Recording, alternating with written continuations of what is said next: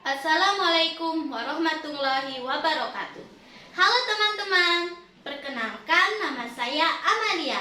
Saya dari SMPN 1 Atap 1 Sukasada. Kalian tahu tidak, aku sedang memakai pakaian khas dari mana? Ya, betul. Aku sedang memakai pakaian khas dari Sumatera Selatan. Kali ini aku akan bercerita tentang si pahit lidah yang berasal dari Sumatera Selatan. Si pahit lidah. Zaman dahulu kala, di daerah Sumedang, Sumatera Selatan, hiduplah seorang pangeran bernama Serunting. Ia keturunan dari raksasa yang bernama Putri Tenggang.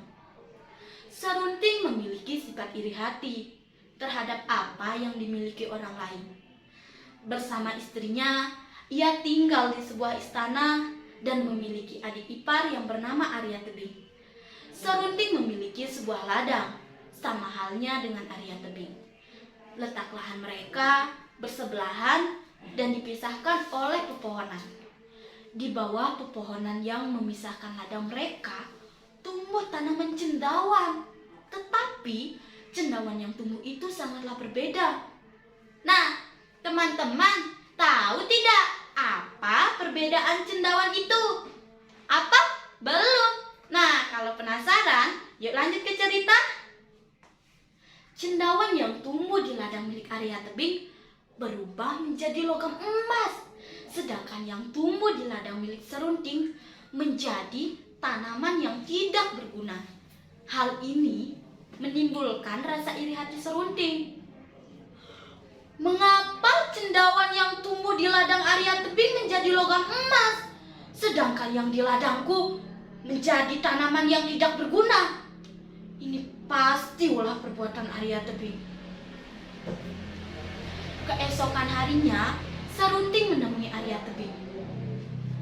Arya Tebing, kamu berbuat licik. Mengapa cendawan yang tumbuh di ladangmu berubah menjadi logam emas, sedangkan yang tumbuh di ladangku menjadi tanaman yang tidak berguna? Pada akhirnya, Serunting menantang Arya Tebing untuk bertarung. Sudahlah, kamu jangan berbohong. 2 hari lagi kita akan bertarung. Bersiaplah kamu, Arya Tebing, ucap Serunting menantang Arya Tebing. Arya Tebing kebingungan. Bagaimana mungkin aku bisa mengalahkan Serunting? Serunting orang sakti. Tak mungkin aku bisa mengalahkannya. Arya Tebing pun mendapat ide untuk membujuk sang kakak.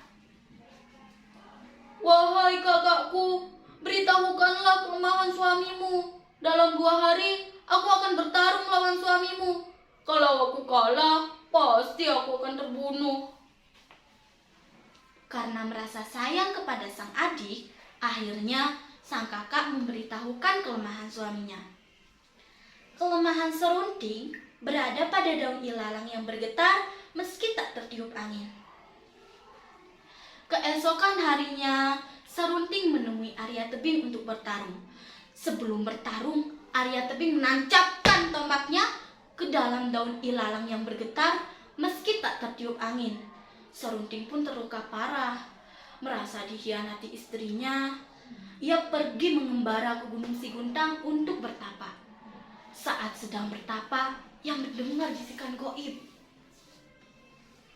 Wahai Serunting, aku akan menurunkan ilmu, tetapi dengan syarat kamu harus bertapa di bawah pohon bambu sampai tubuhmu ditutupi oleh daun, ucap Yang Maha Meru.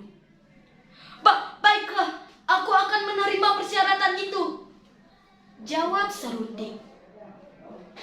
Tak terasa, waktu telah berlalu.